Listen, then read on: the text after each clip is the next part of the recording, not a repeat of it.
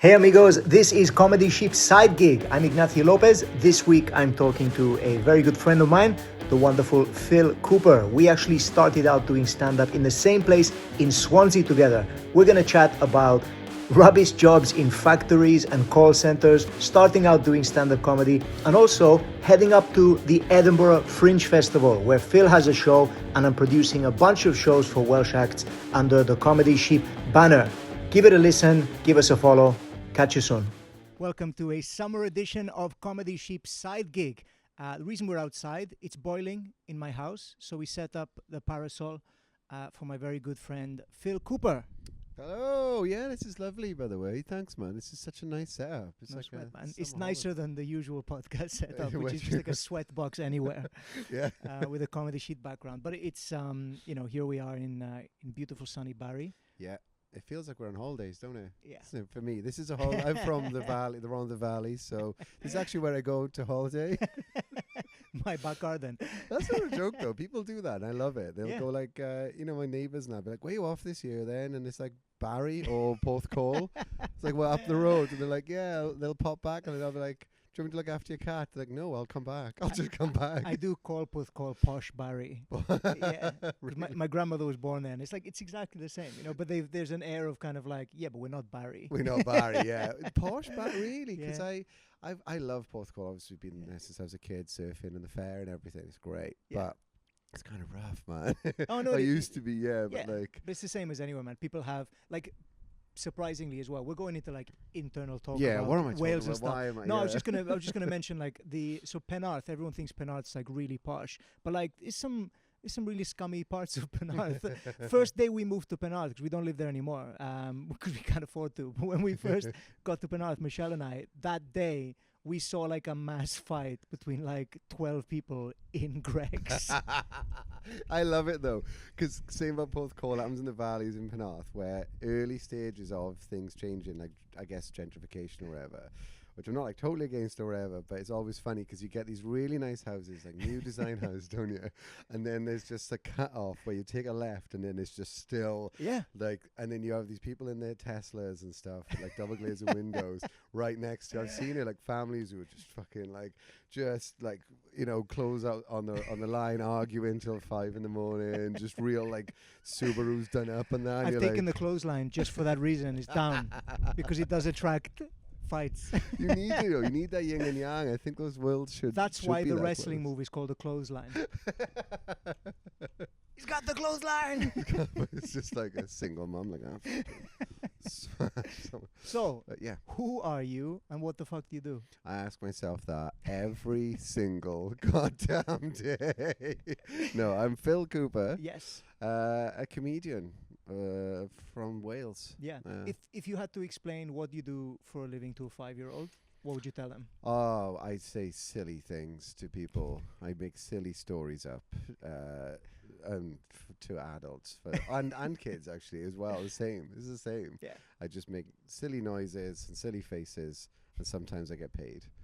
That's how I would describe it to a 5-year-old and to a 35-year-old. So typically on this podcast we chat about stuff outside of people's regular line of work. So you're a professional comedian. What was the first job you got? What was the first job you ever had? First job I ever had was working in Showcase Cinema in Nangaru. Really? Yeah, boy. Nice, Yeah. man. I was 17, I think. What were you doing in the cinema? Usher. I was a bit of everything. Yeah, I was working on the counter, Yeah. Serving the food and the popcorn, and then ushering people in. I did get fired. I've been fired though from pretty much every day job. But yeah, I was expecting that, to be honest. That's, yeah. I mean, it's a kind of it's a common thing that happens with comedians is they get let go of a lot of jobs. Yeah, it's and just I think it's a string. But yeah, I loved it though because you probably worked in cinema. It's where I met Michelle. Yeah. Yeah, you did. That's congratulations, by the way. Thanks, That's so pal. good. But yeah, I that's where my first job was, working in cinema. And it was cool because I just bring my friends in to watch like The Matrix and stuff. That was out at the time. It was such a sick time to work in a cinema. How did you get fired? Right. Basically, I was very lackluster, and it was 2 reasons. One was that, do you remember the It box where it was like a kind of gambling machine? You put £1 in, you could do like Deal or No Deal, and you could win some money. You put £1 in, and then if you did okay, we'd win like £3. Yeah. You graffitied it to say shitbox. No, I wish I was that creative. I realized one of them was busted, right, for real. And if you put 50p in, just like £5 came out. And I didn't, and I just going to work, and I'd come out with bags, and I was rich. I was just putting money in, and I was coming out with. And my mum was like, "They're paying well then." And I was like, "Look, this is dodgy hitbox. No one really used it either because it was kind of out the way. It was in the middle of like all the other arcade shit, so it wasn't like." And everyone thinks they're a con. Yeah. So everyone's like, "I'm not touching that thing." You're like, "This is the best like, winner I've ever had." So basically theft, and then that was the kind of like the first thing they were like, "Have you been going to the hitbox? Like you should have told us about this like a week ago." And I was like, "I just didn't think to," even though I was like fucking turning up in a Lamborghini. And then the main reason was so it's like initial warning. It's tiered, yeah. That was the initial warning, which is already insane. And then basically I was eating food when I got called into the manager's office. Imagine they were like, "We're gonna take you to court for like robbing the machine." You'd be like, "Well, I'll see you in court then. I'm gonna have great representation." You go back to the machine, just keep putting 50s in. Gonna pay for a solicitor somehow. It pays for itself. This whole thing, like, is endless. I think it's just. It did feel like some magical toy from a kid's book, and like, oh my god, this is unbelievable. But yeah, the main reason I got fired was I got called into the manager's office again. Yeah. So this is a week after the hitbox chat. I'm already in the shit, And he's like, "Right, I'm going to ask you straight up. Have you been eating chicken nuggets and not serving customers?" And I was like, "No, I wouldn't do that. That sounds unprofessional." Because I knew, I was like, no, I don't know where that's come from, but no. And he just didn't say shit, right? He just pressed play. Behind him was the CCTV. And man, I have never lost an argument this hard. No words. Didn't need to say anything. Just footage of me. And you can see from where the cinema is, the sort of the food, where all the food is in the center. And then there's a kind of ring around. You've probably been to Nangar, where you serve the customers. And there's people literally waiting, queuing, looking like that. And you can see right in the middle, I'm just there, just slamming these chicken nuggets, just like, just listlessly. Just nothing, just like. Are these chicken nuggets you brought in yourself, or they sell them at no, the they're cinema? the ones at the cinema. Sorry, yeah, they're the ones that they were So ordering them. Theft and. And I just not giving up. I'm just sat there eating them. And he's like, "So what's that then?" And I was like, and then I just had to go, "Yeah, no, actually, I did do all those things. You saw, as you saw." So I got fired. Look, man, I might be a thief. I might be shit at my job. But I'm not a liar. Phil, you just lied to me. Okay, you got yes, me. I am a liar too. I'm also as of now, I'm not a liar. So yeah, that was my first job. It was great though. That first. It's great. You feel like it's a step into something though. I remember getting paid, and like starting to drive, like driving to work and stuff. And you felt like for like 2 minutes, I got to be an adult, and then I was like, what was your first car? A Corsa, a 1 liter classic. Vauxhall Corsa. Same. Yeah? Great, and they just be real dangerous. Really, it had a hole in the floor. I remember I was trying to impress this girl. I was giving her a lift, and she was like, "Why are my feet cold?" And I was like, and I moved the mat, and I could see the M4. And she was like, "Should we be able to see that?" And I was like, "Probably not." British manufacturing 101 for you there. Great British car. But oh man. Yeah, well, that's useful, the hole in the floor, just in case the brakes aren't working. You just put your foot down. It was or like Flintstones. I get it started. Look, it's great on mileage, this, yes, because if you don't mind, just check your feet down like that. Just it's real. Gotta love a shit car. Me too, man. I haven't changed though. Still, my car now is still fucking. I love it, but it's a piece of shit. What do you drive now? Vauxhall Bora, 2009. What's a Vauxhall Bora? It's like imagine a divorce lawyer, right? It's not very successful. He lost half his company in the divorce. Yeah. He didn't win his own. He didn't win his own divorce, and now he's got to drive this piece. She's got duct tape on the side. It's sort of like I love it's a cool car, but it just looks like a sleazy lawyer that's turning up. It's great, but for some reason it kept trapping water inside, like moisture. And I was driving along, and I was like, my feet are wet. I fucking looked down and it's so much water it collected. An aquarium in your car. For real. And I had to. Bearing in mind I was given another...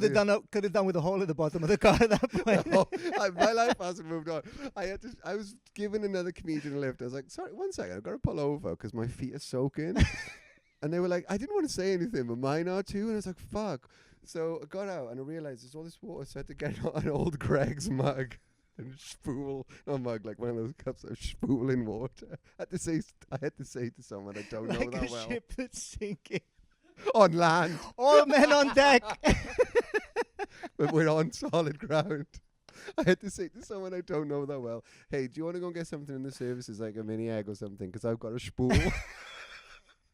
I've got a spool of water. And they don't know me, so they're like, yeah, I guess. Yeah. Man. And that's the car you still have. I fixed the water problem. Okay. But yes. Yeah, you don't want a car that's retaining water in Wales. No. This is not typical of the weather. What are you talking about? It's a Welsh car. That's what I love. I want as much moisture around me as possible at all times. It's like a natural habitat. So you started stand-up in Wales. We started roughly the same time in Swansea. Dude, we were around the exact same gig venue. Yeah. Whites. That's where I also worked. As another job I had. Did you work there? And I got fired in the from bar? it. Yeah. I got fired from that. Is this pre-stand-up? Yeah. What, were you just a barman? Yeah, I was working in the snooker hall above. Yeah. And I had to... Oh, it was such a nice job. And you found the slot machine in the corner that was just paying up. A haunted slot machine again. No. How did you lose that job? Oh, again, man. It's a whole thing. So the guy running it at the time wanted to seem like a Del Boy. He was like a Del Boy businessman type, you know. Okay. And he'd get business calls sometimes about, I don't know about what, but he wouldn't want to answer them. He wanted me to answer from the bar and then transfer through to him upstairs, even though he was just sat there watching darts. He's a really cool guy. He's sat there, big guy with necklace on, vest on, just watching darts all day, not doing fucking anything. And then I was downstairs also not doing anything. But if someone called, he wanted me to go, oh, you're after Leighton? 2 seconds, I'll just see if he's available, and put him through, right? But you know where I'm like with stuff. I ended up... Listen, mate, I'd love to put you through, but I'm eating chicken nuggets, so... You want in. So I tried. I was like, oh, hi, you're ringing for Leighton? No worries, I'll just try and put you through. And I kept fucking it up. And the third time was for an actually important one, right? But instead of putting them through upstairs, I put them on speaker with a delay, and they were talking to themselves. So they were like, hello, oh, hi, oh, hi. And that went on for ages. And I was just staring at this phone. He could also hear this, because he could hear the call. And I could hear the stairs going. How do you put somebody's speaker with delay? As in, it's picking up his voice and like just bouncing it back to him. Oh. Yeah, and he thought he was having a conversation with nobody, and I let that happen. And I had to literally go to the phone. I went, you're not talking to Leighton. And he was like, who am I talking to? And I was like, this is you. No, nobody. And he was furious. I heard him coming down this like bum like that from upstairs. I remember this fucking door opened in mid-call. He went out like that to me, and then he just took the call there, and I was done. But then I went from that. A week later, there was a gig. So you must fucking hate me, because a week later, I'm still there. But now I'm in the comedy club. How'd you get rid of this guy? You can't. Like a fucking glue. Annoying. But yeah, so that's where we met then. Yeah. That was a great gig. Were you'd graduated at this point, did you? Yeah, I think I just finished uni, and I was kind of in that space of like, what the fuck do I do now? What degree did you do? English. Okay. First one, yeah. So yeah, and I just came straight out of that, and then I was just hanging in Swansea for a bit, and my first gig was there in Whites. Yeah. And I know this is like, you know, when most people go like, this sounds really dickish, right? You know, most people are like, oh, I saw Bill Bailey in the stadium and it was so inspiring. And I thought, yeah, I want to do that, right? My first experience of live comedy was watching someone bomb in that gig. Real bad. And I thought, whatever I do, it won't be as bad as that. Who was it? Can I guess? Yeah. Meh. It wasn't. Meh. I actually know. Are we out to just We'll fucking... beep it out, yeah. Okay, it was... I actually can't remember his name. He was a tall guy. Oh, fuck, just describe him instead. Yeah, So that's it's not like worse, yeah. No, I'll say his name, but I'll say it like this so you can't even read my... Yes. Yeah. Yeah. And... I can't believe that he's now hosting Masked Singer. What? No, I'm going to bleep out his name and make it sound like he said he saw Joel Dommett dying. Well, I'm going to be better than that guy. And I maintain that. Look at me now. He's not spooling water on the back of his car. No, so you saw him basically tanking. I just saw someone genuinely doing, because the Wild West, it went out before in those days, and no one stuck to time. I think they did about 17 minutes, but it was supposed to do 5, and no one had, and there was no control. Even the guy organising it, I loved it, Paul, but he was drinking a lot. Remember Paul? Oh, this is before my time. Oh, you never saw Paul? No. I can't remember his I know who he is, Paul Allen. Paul Allen, yeah. I heard a lot about him after. I never met him, though. Well, he had the captain was off the ship. Do you know what I mean? I loved him, but he was wild. Piracy, yeah. He really was, and he was from that old school 80s comedy where he just nicked jokes, but not in a bad way, but he'd see something, he'd just start doing it, and he had a great cadence and delivery, but he was also like drinking all the time, and he didn't give a fuck what was going on, so you could just go up. Yeah. And this act went up, supposed to do 5, did 17 of like just bad, man, like real, this, bits going nowhere. I can't talk. He's rambling. Rambling, but then trying to be offensive, but in that way that just comes across as like egregious and thoughtless, and the audience clamming up, and then reacting to the clamming up, going, "Oh, what? You can't handle me?" Like, no, they could. You're just fucking bad. And I was watching it, and I was like, I can do that. I can do that. That was my inspiration. And then the next week I went back and I did like a decent 5. Nice, man. Yeah, and then not long after that, then we met. You came down. You were doing music, weren't you? I was the resident musician at the end of that comedy night. Yeah, that was great. Every Tuesday. Yeah, I'd be on stage doing songs, and I remember. So aside from like the comedy story, I'd go up, and I'd been in a band for a while. We broke up, and then I was doing singer-songwriter stuff by myself. And bumped into the promoter. I was like, "Oh, come and do songs at my thing. We could do a musician." I used to get like 20 quid cash or something at the end of the night, like to do like an hour after the comedy. Yeah. And I was like, I'm not into that sort of acoustic guitar Wonderwall shit that people want. Yeah. So I was like busting out the electric guitar, and everyone was like, "Okay." And I remember him coming up to me after and be like, "Can you not play the electric guitar next time, please?" I was like, "Hey, play what I want." Yeah. I remember you playing like 9 Inch Nails songs and stuff and smashing them, but it was to all like a load of people in a snooker bar. It was we're just trying to enjoy our pint here, mate. Depressing the shit out of us. Even though that was acoustic, you still had that there's an air of sadness to it. It was great though. And then you started. I remember then. I think I saw your first gig. Yeah. Well, it was my first gig was. I mean, I've told this origin story before, but I wasn't supposed to be doing stand-up that night. But a bunch of people came from the cinema I was working at, and they convinced the promoter to let me do a stand-up set. So I found out I was doing a stand-up set, like 30 seconds before I was on stage. And then I think I fucking saw that because it was just great. Because that little club has sprouted. Yeah, quite a few people now who are like doing okay or doing it. Yeah. I mean, yourself, I'm still around. I mean, the biggest thing I try and tell people who start out in stand-up is like, what are you doing this for? Like, and also like longevity for me is like the most important thing. Yeah. I love it. I want to keep doing this forever. Yeah. So like, it's about maintaining those relationships and having fun with it and evolving and growing. It's such a thing, finding something that's a genuine good time. Like, I didn't realize how sacred it was. I took it for granted because you were talking about jobs and that. Well, I very early on, same as you, we weirdly got lucky and started getting paid like for comedy. Man, I've told this story to a few people about a gig you were doing once. I don't know what this could go so many. No, so correct me if I'm wrong, right? I've been this is the way I've been telling the story to other people about you. Sorry to tell you a story about your life. No, I want to hear. I'm fucking in. So this is your life. This is your life. Do you recognize this voice? I'm not paying you. John Clear. I told it is like, you did a gig once. Somebody'd seen you doing one of those nights. I don't know if it was at White's or somewhere else. And he was like, oh, I want to book you for my venue. So like, you went down and it was like dead. There's no one there. And like, you know, they were like, what they paid you, what they would pay a band usually. It's just like a couple of £100 or whatever. Yeah, I right? know. Yeah. And then Dan Thomas like put in a word because like Avalon had a dropout in Wales or something, and they were like looking for an act to do like a middle, like an open spot, and they rang you up because they'd been given your number by Dan, and they were like, oh hey, like do you want to come and like play this gig? And you were like, yep.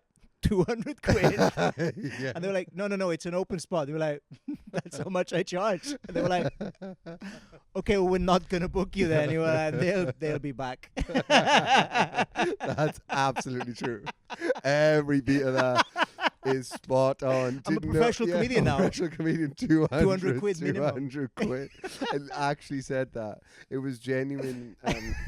Oh man, it was because you're at my third or fourth gig. They were just like, "Oh, you do comedy, do you? Do you want to come and do this thing?" Or whatever? And you're absolutely right. They gave me like 200 quid, which is fucking loads. And I was like, "Oh my god, this is easy." I remember starting and thinking, "This is so easy." Yeah.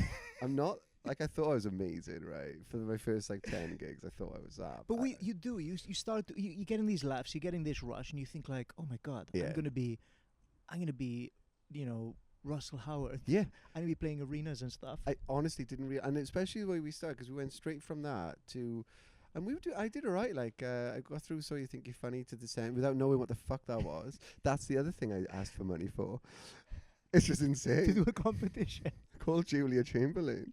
'Cause I got through to the semis on my like 6th gig, right? I got through the So You Think You're Funny. So I had that conversation with Avalon, and they were like a bit like, they thought I was joking.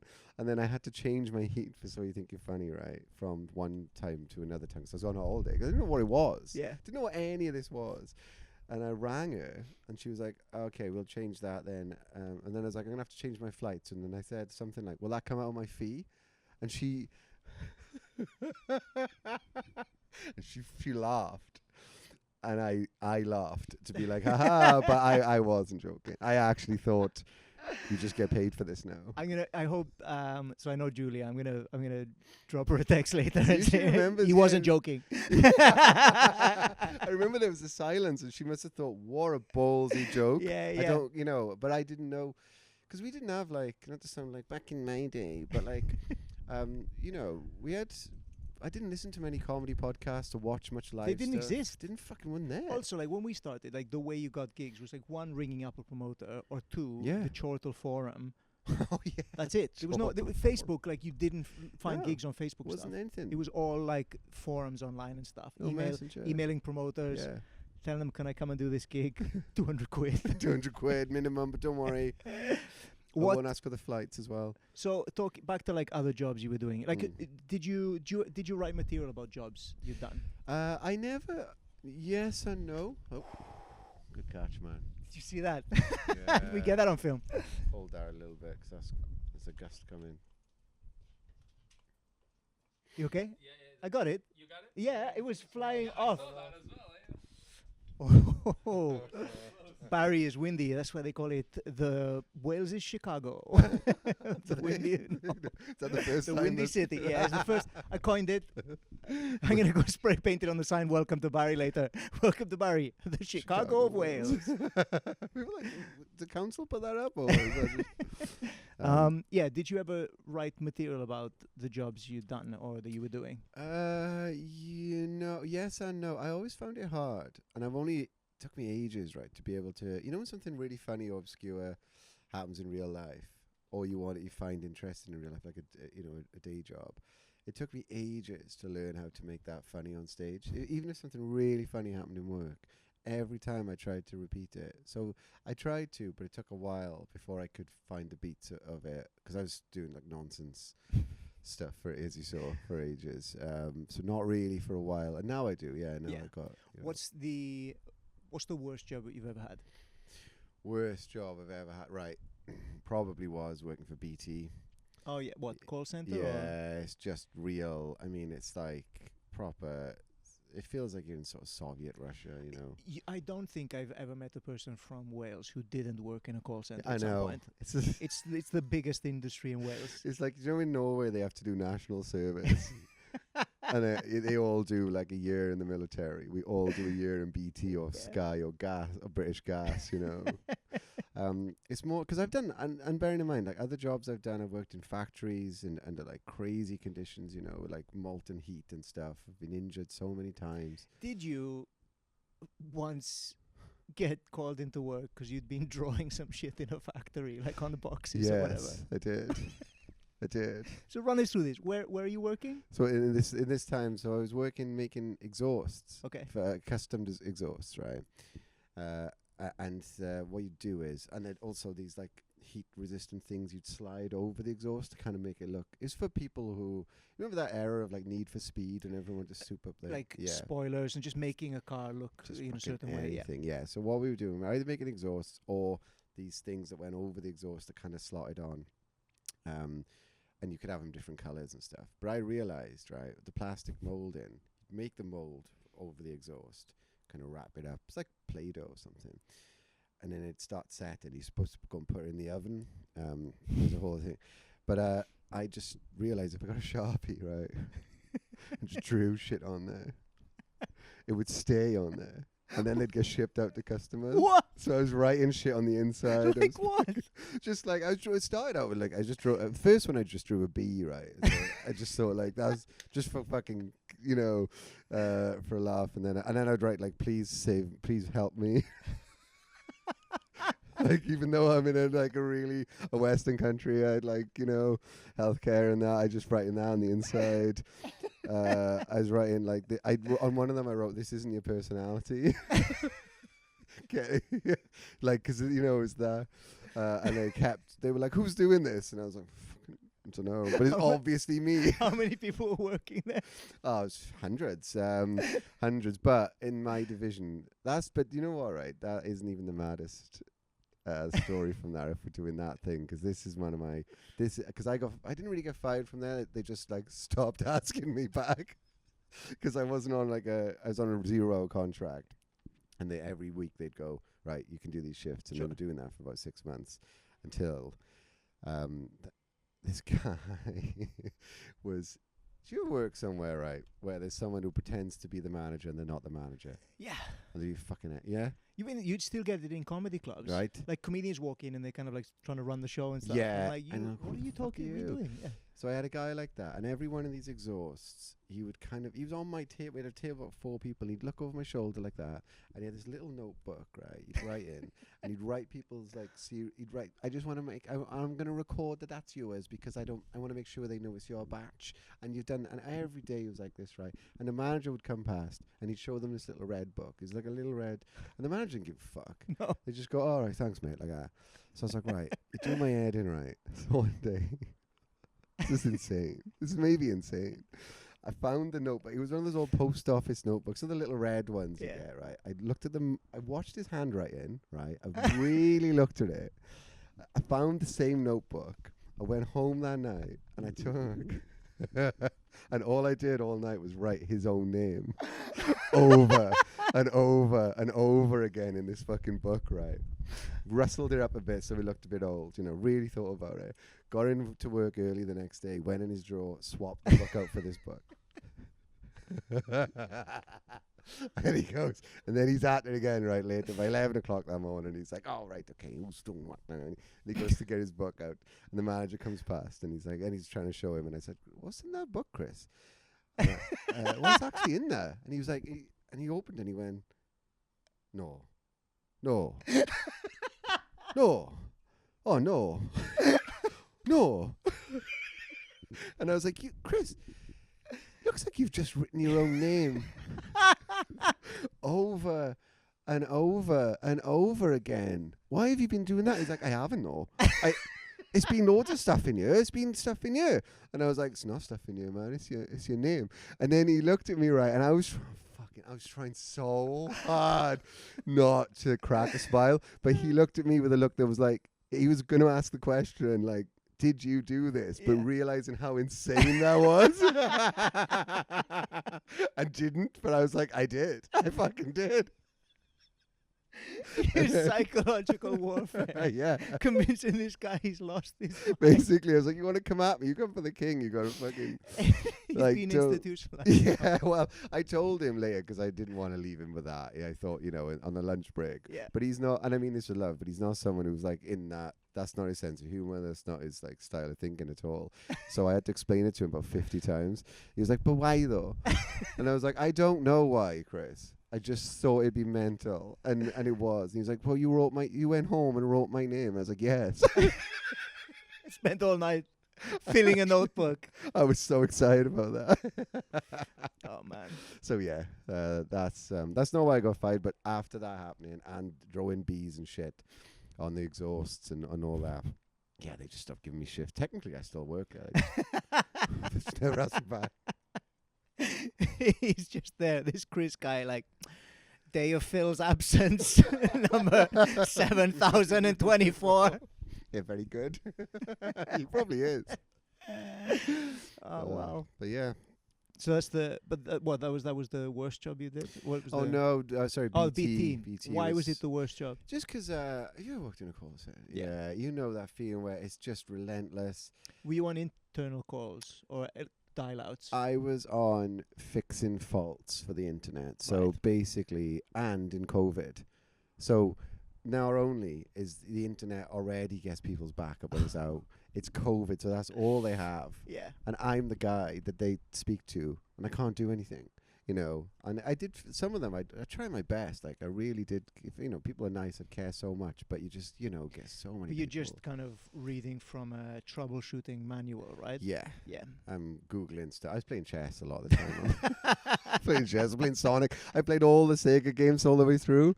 It's probably why, it's so funny being called a cunt when you're like just like fighting Dr. Robotnik. They're like, "Listen, mate, you're such a cunt you are." And I hope you know how horrible people can be. And I was just like on Sonic, like you did fully hear the. And they're like trying to get you to fix the internet, and you're like, "Yeah, what you need to do is you press down, left, right, up, down, you're in a bubble start there. an A at the same time, and then that'll unlock everything." Yeah. Are you sure? What is all that? Yeah, thanks, mate. Don't worry. But yeah, it wasn't anything specific. It was just the relentless 12-hour shifts I was doing. It was just constantly it's like genuinely, I have a real respect for call center workers because it's like you're in some psychological experiment in the 50s, when they had no like regulation and they just torture people. Well, Kafka never imagined how bad a call center could be because they didn't have that equivalent back then. Like the kind of like bureaucratic nightmare, just the cyclical nature of like Groundhog Day, of like every call you just like resetting to this horrible condition once again every time, 400 times a day. Dude, that's such an astute, but that's so true. He couldn't have. That's his night. That's what he was trying to warn us about, and it became so normalized. Yeah, like that would have been like, like I said earlier, like the Soviet Union's like dream to have everyone just repeating the same shit all day, every day. So this is during COVID. Were you doing this from home? Yeah. Well, initially I was. It was like I had a phase. I was like, I want a proper job. I was getting a bit sick of comedy, not in a bad way. Just when you feel like, fuck, I gotta. I'm tired and I'm poor. And I don't know what I'm doing, and I'm hitting 30 at this point, 31, and I was like, right, I want a job, and I applied for this, and I was missed a job for a week. I was enjoying it. For a week? I was Mr. Wore a shirt. Oh, what's everyone complaining about? This is great. Yeah. And then it's like the minute I started to join society, it fell apart. Like by the end of that week, like we had that whole. We existed in a time where I remember this so vividly. People in hazmat suits came into the office and sprayed it down because someone had got COVID. Yeah. And I was just sat next to them going, "And how is your internet today?" I could be fucking. So yeah, it all fell apart. And then I went and worked from home. I was on a cruise ship at one point between lockdowns, but cruise ships were by far the strictest conditions of any of the kind of working stuff I've done over the COVID period, because they were like, if somebody gets COVID on this ship, like it's game over. Do you know what I mean? Yeah. And I was on the ship, and I ended up doing so many extra shows because acts kept catching COVID. So they were like, we don't have any. So by the end of the cruise, I'd done like 7 extra shows. That's fucking. And they were like, do you have, I was getting a phone call from my cruise agent. They were like, hey, any chance you can go on again? And this was New Year's Eve. Yeah. And I was like, no. I was like, I've done like 4 hours of material on this cruise. Everyone on that ship has seen every joke I've ever written. You become like, You know, and it's got to be. And then they were like, "Can you do another? Could you maybe do another 45 minutes?" I was like, "Not clean, because you have to be clean on these cruises as well." yeah. I was like, "No," yeah. and they were like, "Oh, well, it's got to be clean." I was like, "I could maybe do 30 minutes," but I was like, "It's going to be new stuff," and they were like, "Fine." Do it. So they got like the remaining members of the house band. There was like 3 out of 6 members left to do like a set before me. They do 15 minutes and then I do 30 of the show, right? And after the second one, they came down. They were like, "Yeah, the band's got the remaining 3 members have gone down with COVID. So for the last show that night, I had to go on by myself without the band. I was like the last remaining member of the ship." It's like did you have a moment though? You must have had a moment there where you thought like, this could be it, because you're trapped there with all this new disease. At that point when it was new, and you're like, I could become, you could become like the kind of the king of this cruise ship. But I was well at that point. I just felt like I was the only entertainment left on the cruise, and like so everyone had gone down. And then I finished, and I stepped off the stage after the 3rd show. yeah. And staff came up to me, and Michelle was with me on the cruise as well, my partner, and like the staff came up to me and they were like, "We got some bad news. This is New Year's Day, sorry." Yeah. They were like, "We got some bad news." I was like, "What?" They were like, "Somebody's named you as a close contact, so you have to go down to the medical bay and be tested for COVID now." And I was like, "Are you serious?" They knew that before I'd started that night, but they were like, "We can't send him down now." No, because we won't have he's any the last shows. guy, yeah. So they let me perform for 3 shows, and then that's when my holiday started. And they were like, down to the medical bay. Michelle and I got tested. We both tested negative for Okay, COVID, cool. fine. But because we'd been named as close Things contacts, you had to like. we had to quarantine. They sent us to quarantine bay. What was quarantine be like on a ship? Was Man, it- so you're just you isolated to a cabin. You can't leave the cabin. Oh my god. Food's delivered to you outside. It's cold by the time it comes to you. This is like, honestly, if you told me that's you're basically trapped, Yeah. being told to perform for hours, hours and hours and hours, and then when you're done, they lock you up. What the fuck? Like, that's an actual thing that's happened. that sounds like The reason I thought to mention this is because so a few days later, at the end of the cruise, we got to get off, and they're like, they kept us in the quarantine room. They were meant to come get us at like 7 a.m. to get off at Southampton. Yeah. Nobody came. So they're just playing announcements like, "Everyone get off the ship, we can't leave."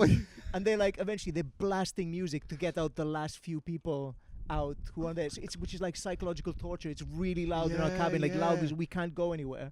And eventually they come, and they've got hazmat suits on, and they're like spraying us and in front of us, behind us, and escorting us off the ship. Michelle was like, it felt like, and everyone's just staring at us as we passed getting off the ship.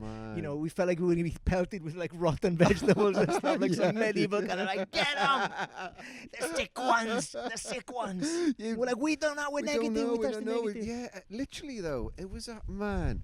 Isn't it crazy that happened? That we got to experience what we thought. I thought that was it for a second. End there. of time, Just a end of little days. bit, just a Yeah. second. You know, I was just. I was like- hoping it was.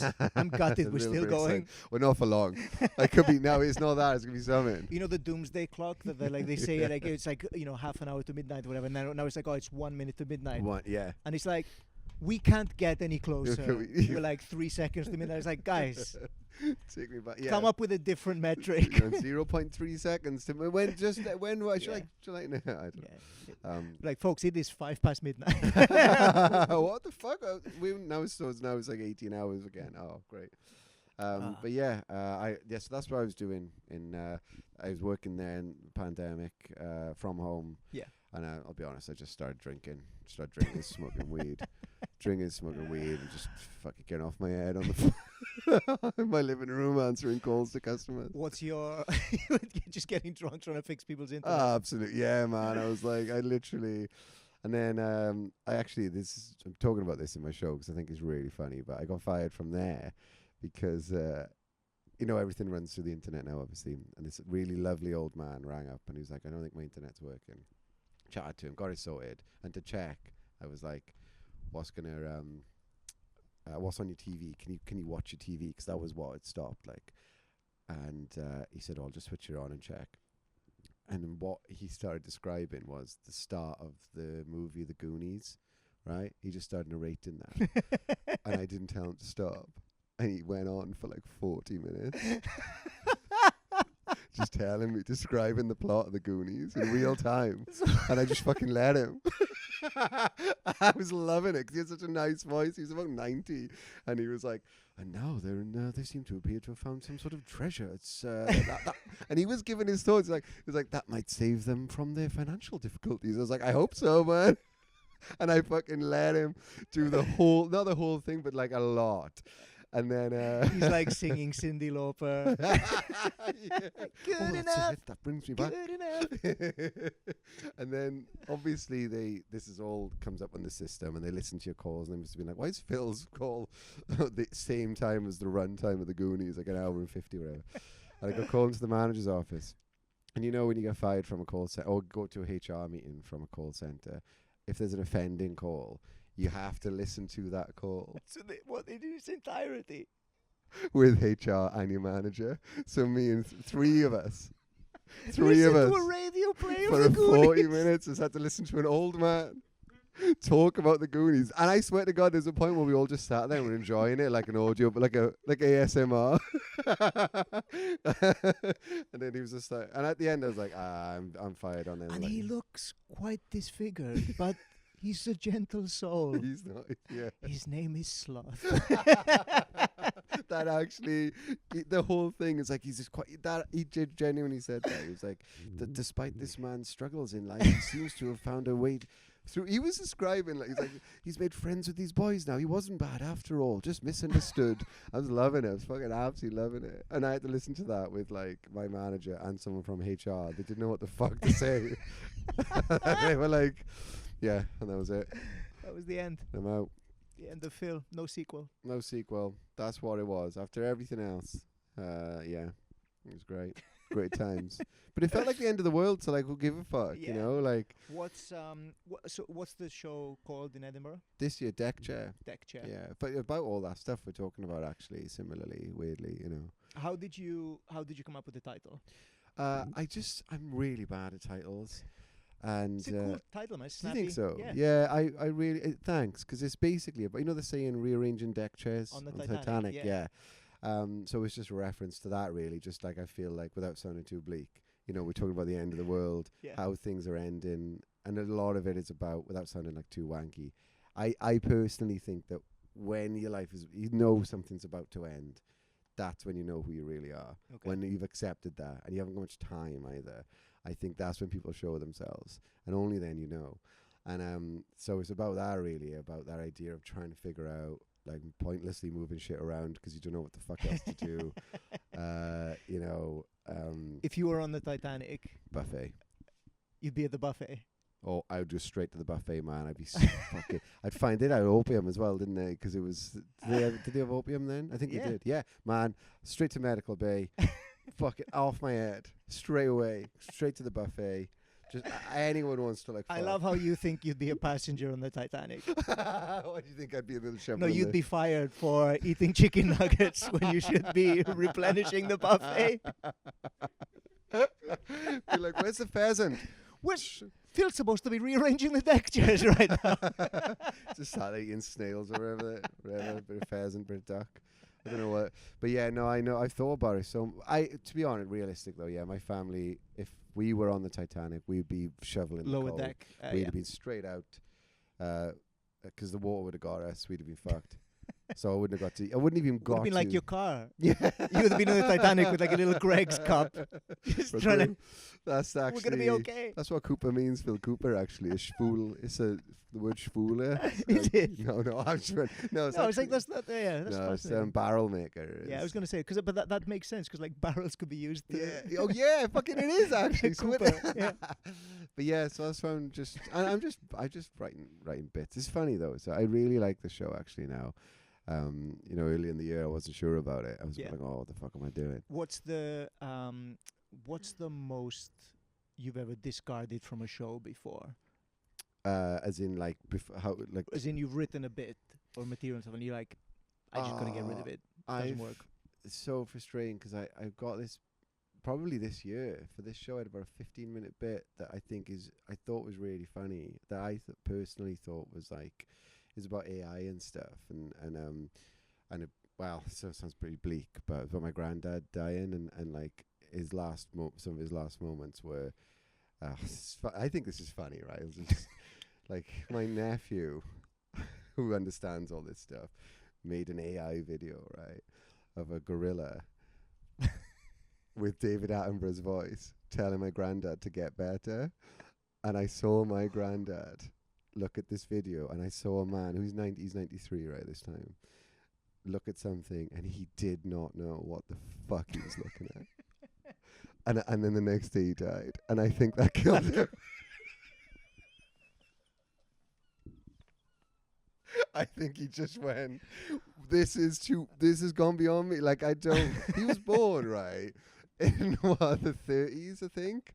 So the steam engine was still around when he was a kid. And then, like, commercial flights. And then the internet. And now, what the fuck?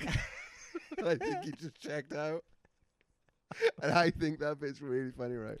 And it makes me laugh. I don't know why. It makes me laugh so much. And other comics think it's funny. Do you know when you get bits like that? But audiences... Try doing it to a crowd. Yeah, I'm going to try it again. I'm going to do it again tonight. But it was a big chunk, because it was an arc. Yeah. There's a story about him being on his deathbed and stuff.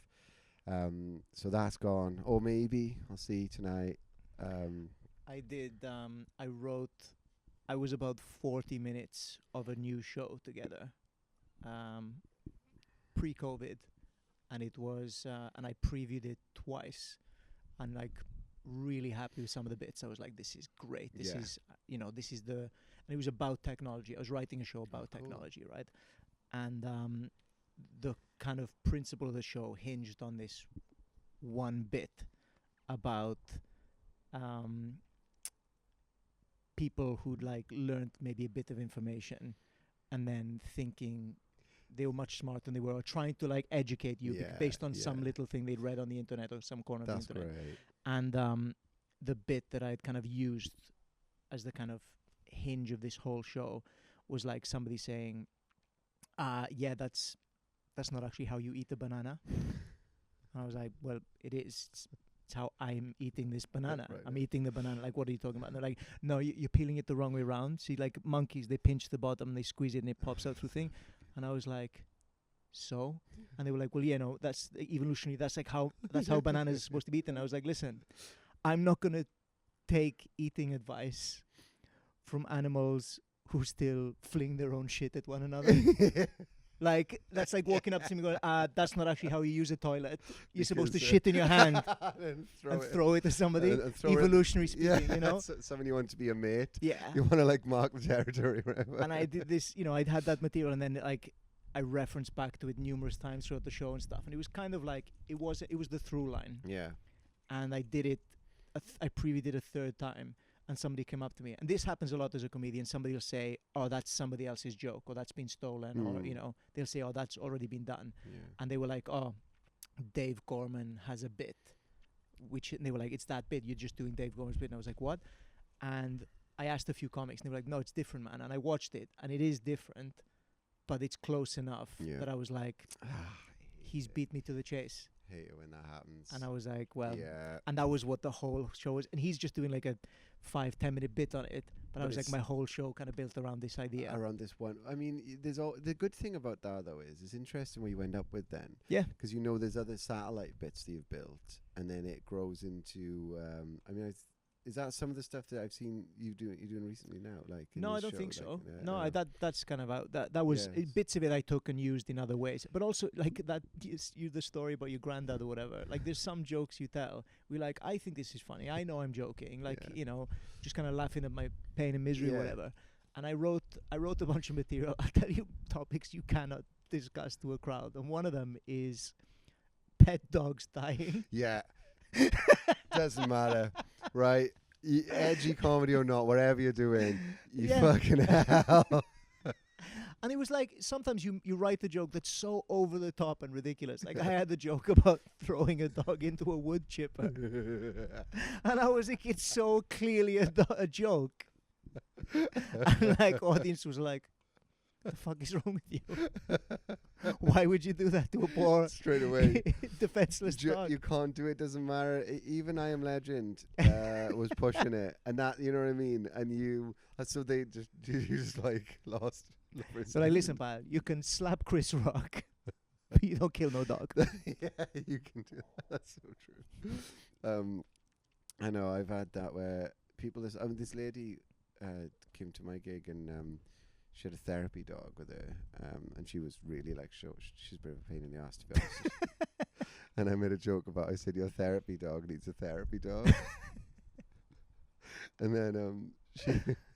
Did she laugh? No, she fucking hated it. She was like, "Oh no!" And then what did I say? I was like, "Most therapy you can do in 14 years, and you better." I can't remember. It doesn't matter. Yeah, I made a joke about the dog dying, and I fucking not just lost her because she was being a pain. See, so people kind of on my side because she was being like really like. And then you took it too far. And then I made a joke about that therapy dog.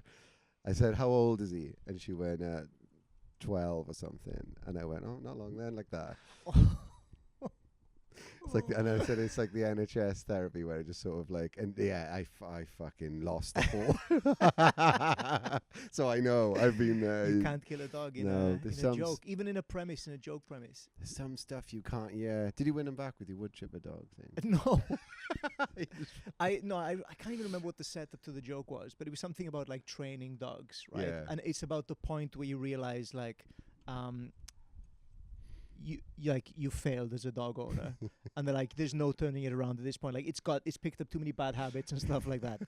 And I was like, and then you're like, what are you gonna do? You just left with this bad dog. And I said the joke was something like, so I threw my third dog into the wood chipper. That's and like, and they were just like. And it all came from a saying which was like, your third dog or something is the best trained dog because you've learned from like the two previous dogs. So like, and so the joke was kind of like, oh well, another one in the wood chipper. I got to get the third dog, whatever. And it was third time's a charm. Yeah, third time's a charm. Like I've gone too far, as if I'd ever. It's funny how there's just some stuff though that you can't, like is funny. Like that is funny to me. And we're professional, you've done so many gigs. You should, by rights, be able to make almost anything funny. After 10 years of doing comedy, I think that's the skill, right? Yeah. And there's just some stuff, some reason, the materials don't get, and I don't know, I get frustrated with that. I'm going to try, like I said, with this bit now, I'm going to go do it tonight. I'm going to properly record it and see if I can fix it, because I do want it in my show. What's the worst gig you've ever done?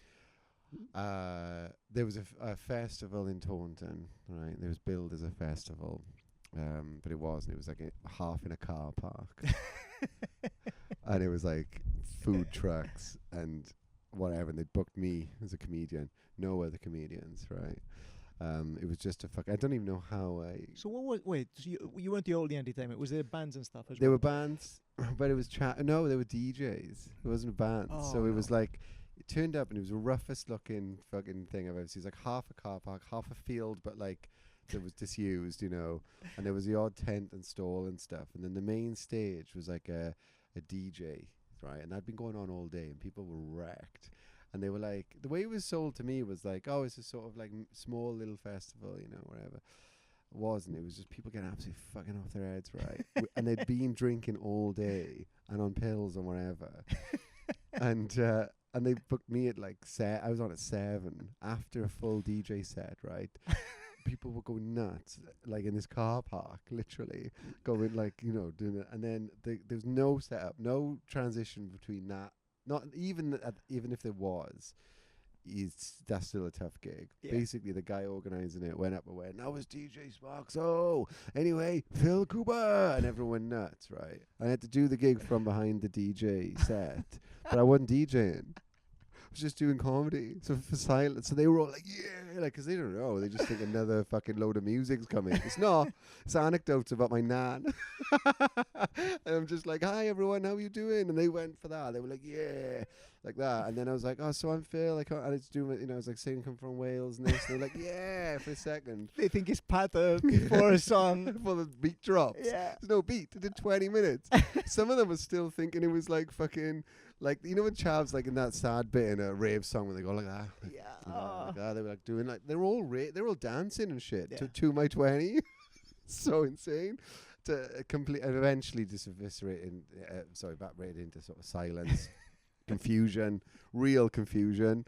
Like I was trying to do, and I wasn't good enough at the time either to like make a joke or maybe just do some DJing, just fucking alter references. So I just stuck to my 20, doing stuff about like the honey monster and that at the time.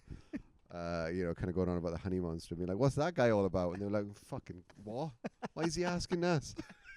So that was one of them. I think, I don't know. That's up there. That's the worst gig you've ever done. Fair. How much did that pay? Like 50 quid. If I've started my Worth career and it's just gone down and down in terms of how much money I get paid. Yeah, first pay was like 200. 200 in 2012 was like probably worth about 400 now. So that's actually really good. What you've done the Fringe a bunch of times. What's the worst venue you've ever played at the Fringe? Worst venue I played. I'm trying to remember the name. There's one that's just literally it's unsafe. Like people are coming in and out all the time, and there's no. Was it like a one that's like a broom closet? You've seen that? I can't remember what it is. It's literally a broom closet. This bunch, man. Oh, I know the worst one. Sorry, man. Fucking Jesus! I did a full show there in a disused nightclub above. What's it called on Grassmarket? Not a Grassmarket. On Cowgate. Cowgate, yeah. It was. I think I know the one. It was like an abandoned car park. That venue. Was. Yeah. Oh, what was it called? It was called like. But I did a gig, and it was you're asking audiences to go up a fire escape, and the floor's not done. There's holes in the floor. There's literally wiring hanging from the ceiling. And totally unsafe. Totally unsafe. Damp as fuck. And there were shows going on in all these different rooms. It was like an unlisted squat. Yeah. It was a squat. It was like asking people. I've seen buildings. You know those videos where people go into abandoned spaces. Yeah. Right. I've seen videos of those where people are like, "Oh my God, look at where we are now," and they're in places safer than that Edinburgh venue. Like for real. It's gonna do my head in until I remember what the fuck it's called. It wasn't like Oceana. That's a nightclub in Swansea. It had a nightclubby name though. Yeah. And I had to do a show in there and one day, I was doing my show about outdoor heated swimming pool, my show I did years ago. And literally about halfway through, you know those like plastic kind of foamy ceiling tile things? It just fell on some dude's head. I fully saw it during your set. Yeah. And it was a bucket collection at the end. Was it? Did he give anything? No. I was like, who do I sue? Do I sue you? Am I responsible? I fucking hope not. Suing Peter Buckley Hill. What's the best show you've ever seen? It doesn't have to be comedy. It doesn't have to be anything. What's the kind of most inspiring kind of like moment you've seen as an artist? Wow, that's a fucking great question. Like, I think my favorite comedy show. I know he says it's not comedy, but something that I just thought, it made me, because I forget, right? Like doing comedy is kind of cool because I'm doing it all the time, and I forget what it is, and I lose my, whatever. But do you know Sean McLaughlin? Obviously, Hail Mary. That show. I never saw it. Yeah. So, fucking unbelievable, and it just was a moment where when you're really tired and like, what the fuck am I doing? And I also all the stuff he talks about in that show, is stuff that they say like as an artist you should do what you want to see out there in the world, and you're like, okay, because that'll only be you, and you're like, it's something that you only speaks your own kind of, that show was like, I couldn't have put any of that better at all, obviously. It was everything, and loads of people, it really resonated with a lot of stuff people were thinking about at the time, and it was just so brilliant and so well put together. I remember thinking, fuck, like that's everything comedy should be. Yeah. That's really genuinely brilliant. Like, it's so fast, so many jokes, so many good stories and observations, and genuine. He's quite like you almost feel like it's like a dangerous performer, like he's just like unhinged, but in a kind of way it was great. So that was one of my favorite live experiences, I think. Ah, nice, man. It's a shame I don't watch English comedians. So I think it's on YouTube, that show. No, I have seen him live a bunch. I didn't see that show, and he's a phenomenal comic. Funny. He's also got my favorite joke of all time, I think, and I think it's in that show. It's about the moon being American. Have you heard this joke? No. It's like, because America planted a flag on the moon. They planted a flag on the moon, and he's like, But of course, if the moon's going to be anything, it's American. It's big, it's white, it's round, and it's inexplicably involved in women's reproductive cycles. It's fucking great. But anyway, so that I've also seen some beautiful. I love watching somebody doing a show that's like, maybe they're not amazing at comedy, right? But it's meant a lot for them to go to the Fringe. So say, they've sacrificed. You can see they sacrificed a lot to go to like a free Fringe venue and just say what they want to say for a month. And even if it's not necessarily well orientated or they don't have maybe a bit profile, I've seen a few shows where I'm like, I just really love that. I respect that. You know what I mean? I'll watch them a few times and be like, yeah. So those kind of things. But overall as an artist, Big Mama's House 2. So, third one's my favorite. Is there a third? Is there a third? I don't know. I don't know. 2, surely. They even the Matrix struggled with the third. They made the fourth Matrix. They did. Yeah. Fuck yeah. We're not talking about that. Sorry. But no, I don't. Yeah. But that was one of my favorite shows I've seen. Yeah. So great. So people can see you at the Fringe. Yes. Doing deck chair. Yeah. But this venue, you're in the Apex Hotel on Grassmarket with Hoots. Yeah. And Comedy Sheep, of course.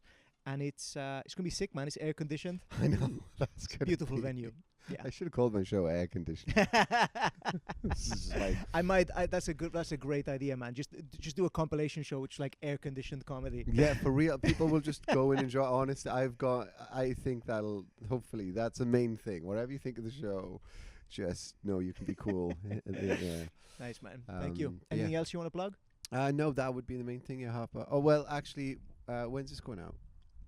Before the Fringe?